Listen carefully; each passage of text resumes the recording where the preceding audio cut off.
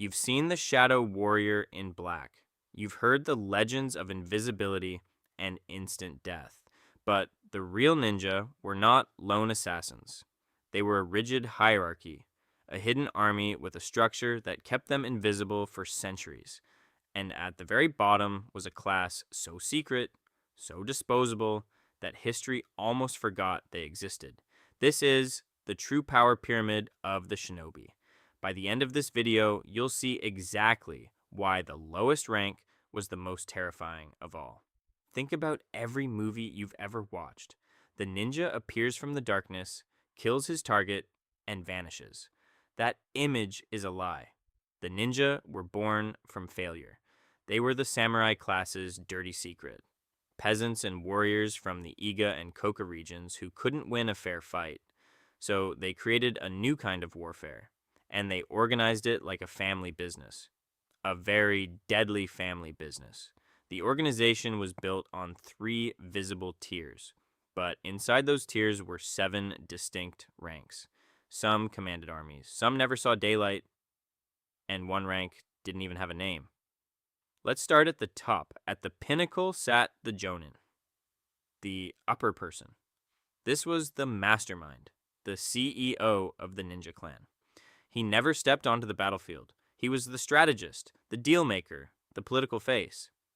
According to the 17th century Bansen Shukai manual, the Jonin was responsible for forging alliances with powerful warlords like Oda Nobunaga or Tokugawa Ieyasu. He sat in a quiet room, reading intelligence reports and deciding which warlord would live, which castle would burn, and which secret would be sold. He was power without a face. If you saw him in the street, you'd think he was a merchant or a monk. That was the point. His weapon was information, and he never got blood on his hands. Directly under the Jonin was the Chunin, the middle person. This was the field commander. The Jonin gave the mission, but the Chunin executed it. He chose the team, mapped the route, and managed the darkest secret of any covert operation: logistics. How do you sneak 10 operatives into a castle? How do you poison a well without being seen? The Chunin had the answers. He was a veteran who had survived the lower ranks, and he earned his position through a combination of skill, loyalty, and sheer cold-blooded efficiency. He was the bridge between the mastermind and the weapon. And now we reach the weapon. The Genin, the lower person. These are the men you picture when you think of a ninja, the operatives in the field. But here's the part that most people miss. The Genin was not a single rank. It was a 5-level hierarchy. And each level came with a speciality more terrifying than the last. Let's break them down. The first and most visible were the Kyodin, the seducers and infiltrators. They didn't climb walls, they walked through the front gate, disguised as monks, actors, merchants, or beautiful women. They spent months or even years living among the enemy. They gathered secrets. They mapped the castle from the inside. They identified the guard who drank too much, the servant who felt underpaid, and the daimyo who had a weakness for a certain type of entertainment. When the attack finally came, the Kyodan was already inside, smiling at the gatekeeper. Below them, in the shadow of the visible world, were the Kusa, the grasses. These were the local spies recruited from the villages around a target. A farmer whose field bordered a fortress, a fisherman whose river ran past the barracks. They weren't trained warriors. They were eyes. They watched troop movements, counted horses, and reported campfire locations. They were invisible because they were ordinary. Nobody notices the grass beneath their feet. That was the Kusa. Then came the Teisatsu, the scouts and messengers. Their job was to slip through the forest faster than a human should be able to move. They laid false trails, delivered coded messages, and marked infiltration routes with stones and cut branches. According to the Ninpidin manual, a Teisatsu could run for an entire day without stopping, surviving on a handful of rice and a raw fish. They were the connective tissue of any operation. Without them, the left hand of a ninja clan never knew what the right hand was doing.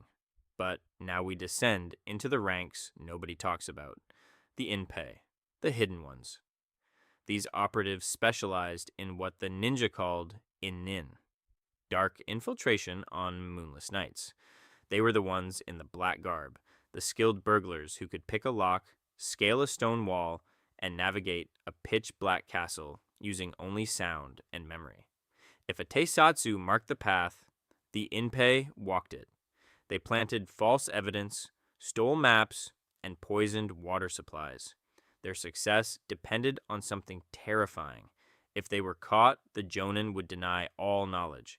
The inpei had no official identity. They were ghosts even to their own clan. And here is the bottom, the rank you will find in no movie, no book, and no romantic legend. The Moryo, named after the vengeful spirits of the dead. These were the lowest of the low, the expendable ones. Criminals on death row, starving peasants, people with absolutely nothing to lose. Their mission was simple: create chaos. They would start a fire at the castle gate, screaming and flailing, drawing every guard in one direction while the real operation happened somewhere else. They were decoys, suicide agents, walking distractions. They had no training, no weapons, and no future. The Jonin used them like gunpowder, burn them, and they make a lot of noise. If a Moryo was captured, they couldn't reveal any secrets because they knew none. They were invisible not because of skill, but because they were so far beneath notice they didn't exist. That detail changes everything about how we see the ninja. The entire pyramid rested on the bones of the Moryo. Notice what happens next. The modern world has erased this hierarchy and given you the Hollywood version, the lone warrior, the romantic assassin. But that was never the reality. The ninja were a system, a machine for turning information into power.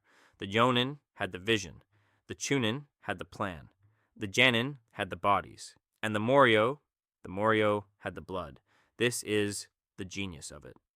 In an age of rigid samurai honor, the ninja built a true meritocracy.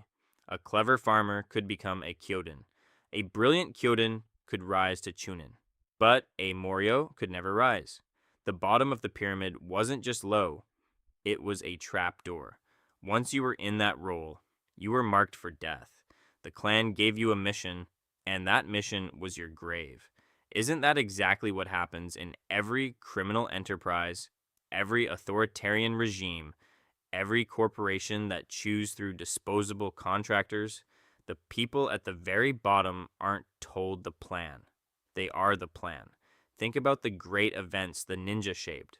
When Oda Nobunaga invaded Iga province in 1581, he didn't face a scattered band of assassins. He faced a structured resistance with communication lines, defensive strongholds, and civilian spies warning of his approach. The Jonin had already made deals with Nobunaga's rivals. The Chunin had prepared the mountain passes. The Kusa had reported every samurai banner entering the valley. And the Moryo were sent into the enemy camps at night with jars of oil and no way back. The invasion succeeded, but the structure survived. The ninja clans scattered like black ink in water, reforming years later to serve Tokugawa Ieyasu as spies and guards. The hierarchy never broke. It simply adapted.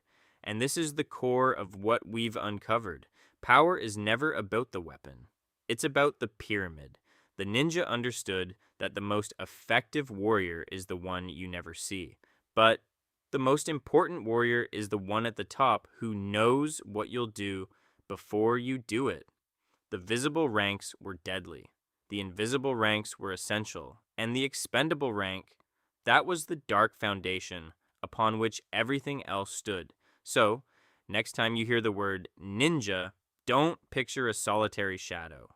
Picture a pyramid, a jonin in a quiet room, reading a letter that holds the fate of a province. A chunin selecting the Moryo who will die tonight so the mission can succeed. A kyojin smiling at a guard, making a joke, spilling a little sack to distract him. And somewhere in the darkness, an inpei placing a silent foot on a wooden beam, moving toward a sleeping target. That is the true face of the shinobi. The weapon was always the system. The shadow was just the delivery.